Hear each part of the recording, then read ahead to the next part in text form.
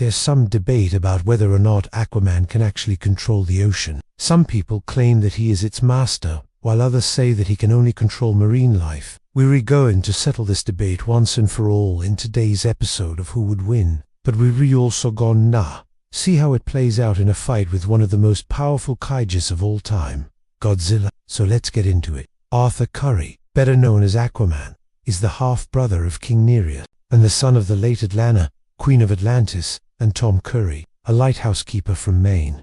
When Arthur was a baby, his mother left him on the surface world to protect him from the plans of her ex-lover, Black Manta, who wanted revenge against her for leaving him. Years later, now a young man, Arthur is found by his father and grows up learning about his heritage and training to become the next king of Atlantis. Arthur is a fierce warrior, second only to his father, who single-handedly defeated an army of foot soldiers and warlords to protect his home. Not only is he skilled with his signature trident, but he is also capable of telepathy, super strength, underwater breathing, swimming at great speeds, and most notably, controlling the sea.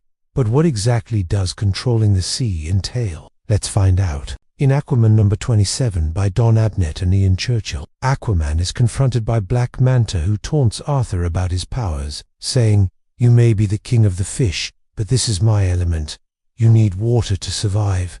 Without water, you are nothing." Manta proceeds to drain the water from around Aquaman, causing him to weaken and eventually fall to his knees. Arthur responds by summoning a wave to slam into his enemy. As the dust clears, we see that Aquaman is still without his power. However, after a moment of concentration, he is surrounded by water once again. The citizens of Amnesty Bay cheer for their king, showing that not only can Aquaman control water, but he can also manipulate it at will. It seems that he doesn't need the ocean to call upon its power. Rather, he is the ocean. In fact, during the fight, we see that the surrounding water itself becomes sentient, turning Black Manta's own weapons against him. And after Arthur defeats Black Manta, he speaks to the water directly, calming it and ending the battle. So what does this mean for our favorite amphibious hero? Well, based on these feats alone, we would have to conclude that Aquaman has complete control over the ocean. This means that he could theoretically hold back entire armies with massive waves, attack vessels with whirlpools, or even cause devastating tidal waves to brew on the surface world.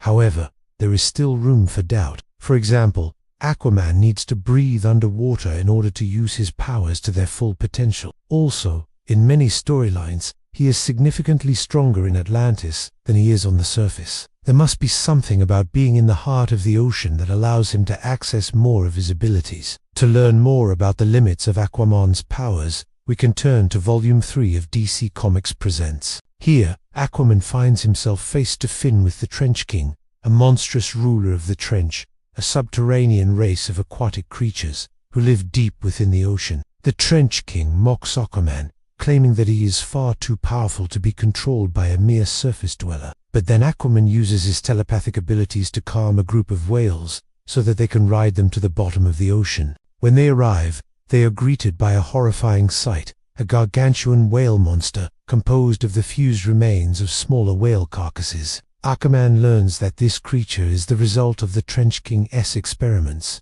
and that if it were to escape, it would devour every living thing in the sea. Determined to stop the Trench King and save the lives of countless sea creatures, Aquaman attacks. What follows is an epic battle between hero and villain, but it soon becomes clear that the fight is taking a toll on Aquaman. His strength is waning, and he begins to panic when he realizes that the ocean itself is starting to turn against him. The animals that moments before were under his control are now attacking him. And that's because the Trench King's power lies in his ability to influence sea life like a psychic parasite. With this new information, Aquaman changes his approach, focusing on freeing the minds of the sea creatures instead of trying to dominate them. Once freed, they are able to defeat the Trench King together, and peace is restored to the ocean. This story gives us some insight into the nature of Aquaman's powers. It seems that he is not a master of the sea, but rather its protector. He is not a tyrant who rules through fear, but a leader who inspires hope. As such, his powers are at their strongest when he is fighting to defend the innocent,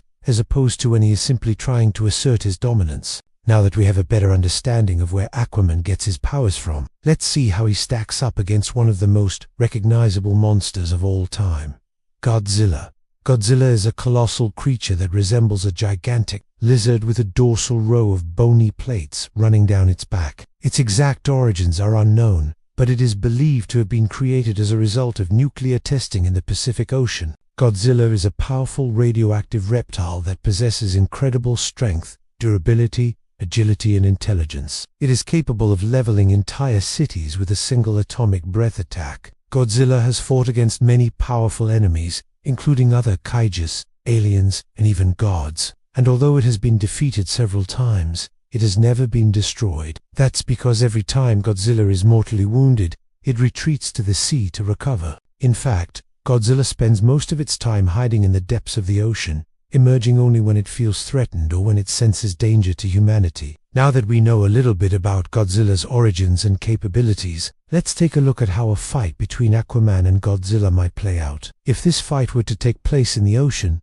it would be hard for Aquaman to win. That's because Godzilla's most powerful attack is also its most devastating defense. I'm talking, of course, about its atomic breath. Godzilla's atomic breath is a powerful energy beam that can level entire cities. It is also capable of killing even the most powerful sea creatures. Aquaman would have to come up with a way to defend himself from this attack, or he would be blasted to smithereens in an instant. On top of that, Aquaman would need to get close enough to Godzilla to land a hit with his trident, and that would be no easy feat, since Godzilla is over 100 feet tall. To make matters worse, Aquaman is only about 6 feet tall. That means that Godzilla could easily crush Aquaman with its sheer size and weight. And don't forget that Godzilla is also incredibly fast. It is capable of moving at speeds of up to 40 miles per hour. That means that Aquaman would have to be constantly on the move if he wanted to avoid being crushed or blasted to atoms. However, there is one thing that Aquaman has that Godzilla does not. He has the power to control the ocean itself. Aquaman can summon massive waves to slam into his enemies, or he can manipulate the water around him to form shields to protect himself. He can even control the minds of sea creatures, commanding them to attack Godzilla or to help him defend himself. This could potentially give Aquaman the edge he needs to win the fight. If he can somehow manage to get close enough to Godzilla and land a hit with his trident, then he might stand a chance. Of course, this is easier said than done, but stranger things have happened. What do you think? Can Aquaman defeat Godzilla? Let me know in the comments below, and if you want to see another episode of Who Would Win, just search for more episodes. Thanks for watching.